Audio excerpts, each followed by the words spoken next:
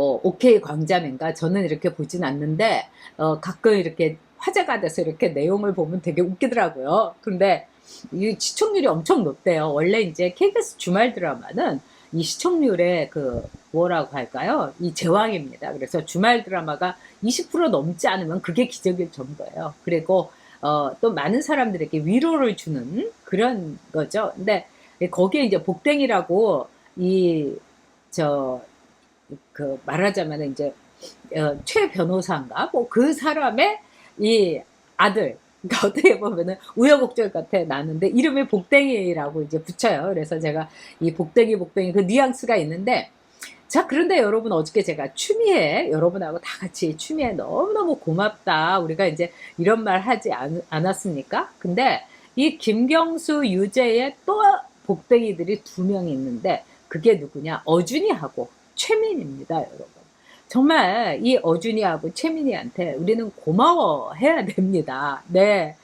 물론 이 김두관이 말대로요. 추미애가요. 진짜 노 탄핵부터 시작을 해가지고 이 윤석열을 이렇게 대권 후보의 반열에 올려주고 그다음에 김경수 사태까지 엄청나게 큰 역할을 했어요. 네. 그런데 그거 못지않게 추미애 못지않게 큰 역할을 한 게 누구냐? 김어준과 바로 최민입니다. 김어준이 뭐라고 했느냐? 지금 김어준의 말이라는 거는 뭐 대형교회의 목사님이라든가 또 뭐 신부님, 스님 말씀처럼 그냥 이 우상 숭배하고 그 말씀 어떻게든지 수행하는 거, 이게 민주당 의원들 아니겠습니까? 근데 민주당의 추미애가 대표일 때 어준이가 뭐라고 했느냐? 지금 댓글 작업을 하는 보수들의 움직임이 있다. 그리고 이거는 국정원 댓글 그 시스템 또는 그 수법이 똑같다. 그러니까 이걸 막 수사를 해야 된다. 우리가 이걸 수사를 의뢰를 해갖고 말하자면은 정치를 밝혀야 된다. 이러면서 어준이가 막 떠들어댔어요. 그런데다가 그 옆에 있는 이 혹성 탈출을 한 최민희가 뭐라고 했느냐? 이런 말을 했어요. 자, 이거는 국정원 댓글보다도 규모가 더 커 보이고, 뭐 이거 심상치가 않다. 그러니까 여기에 대해서 당 차원에서 조사를 하고 막 이러면서 또 최민희가 온갖 방송에 나와가지고 또 떠들어댔어요. 그러니까 추미애가 어떻게 했습니까? 아, 이거 가만히 있으면 안 되겠다. 그리고 그 당시에 또 어떤 일이 있었냐? 아마도 이 드루킹하고 김경수하고 막 그 대거리를 하면서 달라, 김경수는 조금만 기다려줘, 근데 오사카 총영사는 막 이렇게 대거리를 하는 와중에서 말하자면은 이 뿌리 난 김동원이, 즉 드루킹이 어떻게 했느냐, 문재인 대통령에 대해서도 비판한 글을 쫙 올리고 신경질이 나니까 성질을 부른 거죠. 그리고 여기다가 추미애에 대해서도 당대표 어쩌고저쩌고 하면서 추미애의 비판 댓글도 마구마구 올린 거예요. 그러니까 추미애가 뭐 문재인에 대해서 비판한 거 이게 아니라 나를 비판을 해? 그리고 추미애는 막 댓글 올라오는 거 보면은 너무너무 기쁘고 막 그런 거에 신경 쓰는 관종 아니겠습니까? 그래가지고 추미애가 어떻게 했느냐? 고발을 하라고 한 거예요.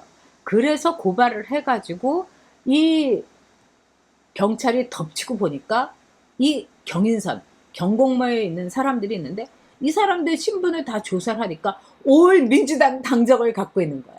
그것도 권리당을. 완전히 뒤집어진 거죠.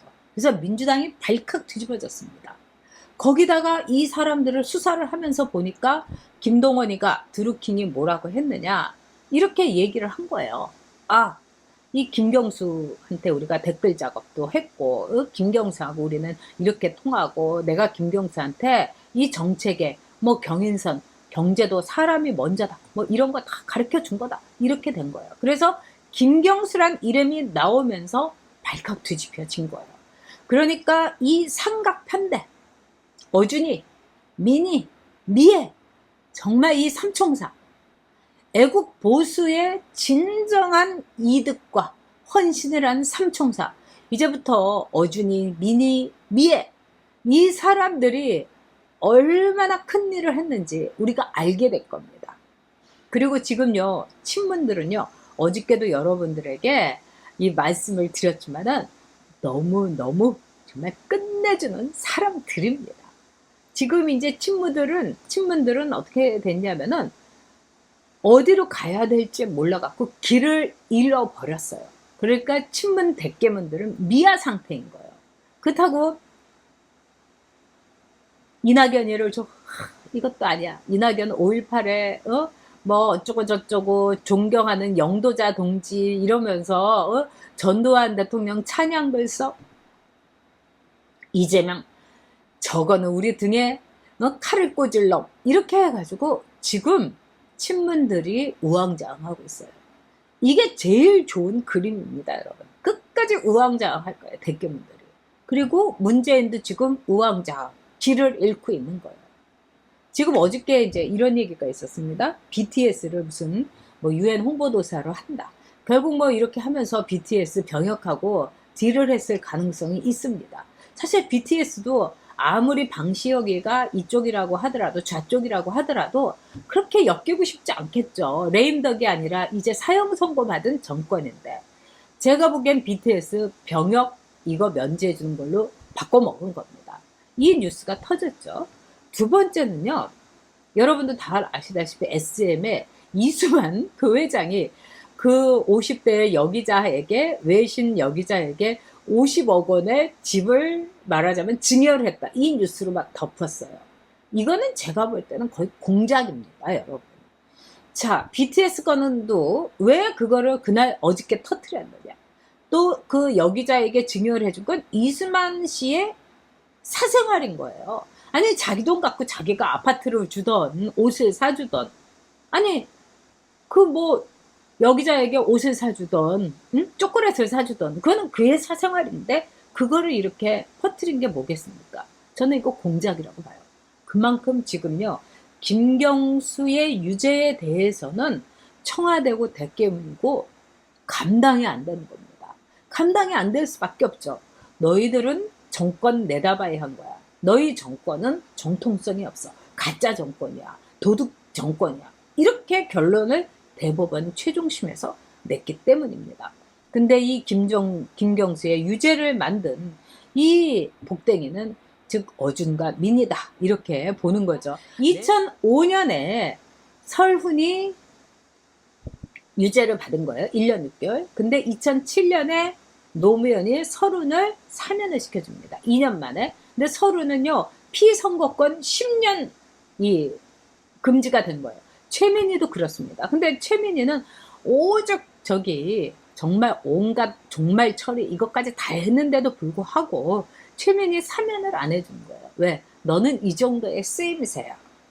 사실은 이 점에 대해서도 모 기자인데 이 기자가 동교동계를 오랫동안 출입을 하고요. 엄청나게 김대중 대통령하고도 가까웠던 기자였어요.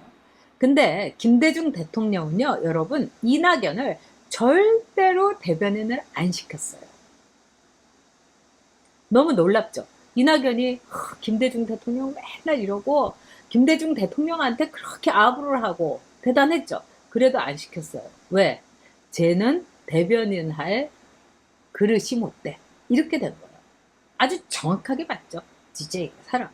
근데 결국 이제 노무현 그 정권 이렇게 하면서 당 대변인도 하고 그러다가 이제 합당할 때 열린우리당으로 쫓아가려고 하다가 이 호남에서 낙연이 너 진짜 떨어뜨려 버린다. 네 글자 중에 낙을 떨어질 낙으로 만들어 버리겠다. 이러니까 민주당에 남았던 거죠.